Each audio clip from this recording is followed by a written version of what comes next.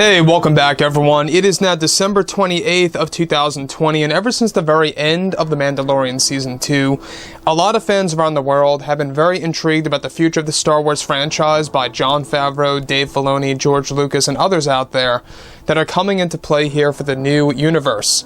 This is Mike Zero. Make sure to subscribe if you're new to the channel for future Star Wars content.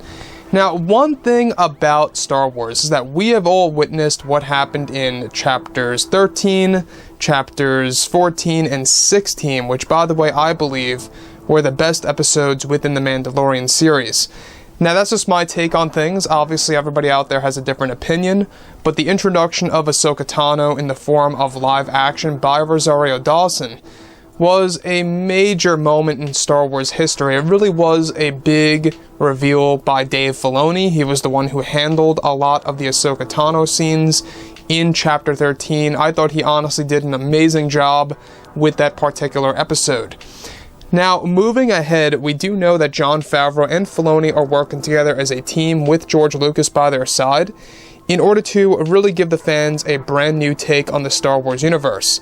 So, obviously, a lot of work is being poured into this new expanded universe to really bring in a lot of Star Wars Legends material, as well as really catering to the hardcore Star Wars fans that love the deep lore within the franchise. That's all because of Dave Filoni and Jon Favreau playing their cards correctly.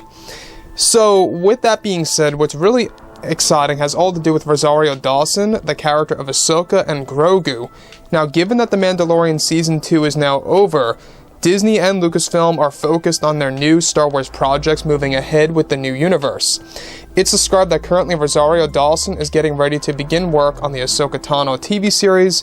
However, in a recent interview, Rosario Dawson was able to drop a big reveal for her character.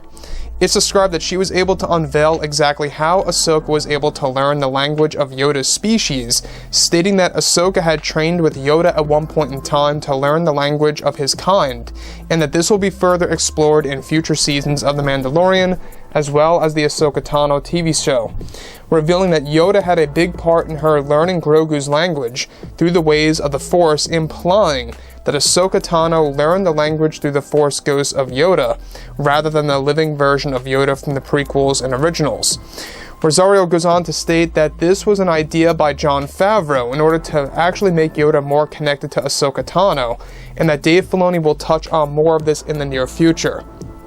So let's stop right there for a second. Let's pause here, because everything related to Ahsoka Tano is very expansive. She dates back to, everything taking place before Order 66, throughout the original trilogy, and now into the post-original trilogy era. And that really is a big deal, because Ahsoka Tano has seen a lot of things unfold between Palpatine, the Jedi Order, Order 66, the rise and fall of Darth Vader. I mean, she has been through a lot.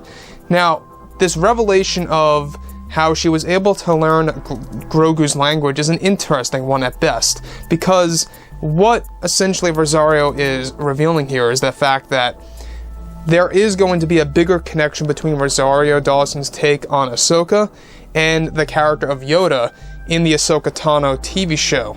If you guys go ahead and take a look at that logo, you can see that there are worlds between worlds symbols in there. And as we discussed a couple of days ago, yes, the worlds between worlds will be a big deal in the actual new TV show featuring Ahsoka Tano. Now, Grogu as a character, the fact that Grogu as an actual individual character has the same exact language, alright, hidden within, that has to do with the character of Yoda's species is very interesting. Now, obviously, we see Yoda using the basic language in Star Wars, but what they want to tap into is Yoda's ancient language, and that has all to do with new revelations about his species.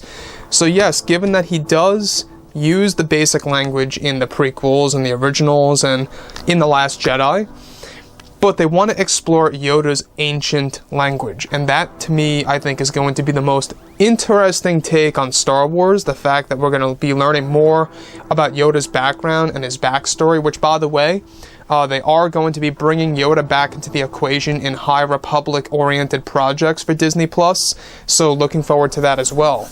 Again, the High Republic era is going to give us a younger version of Yoda, in or around, let's say, for example, 700 years old, maybe 600 years old, give or take, right around that.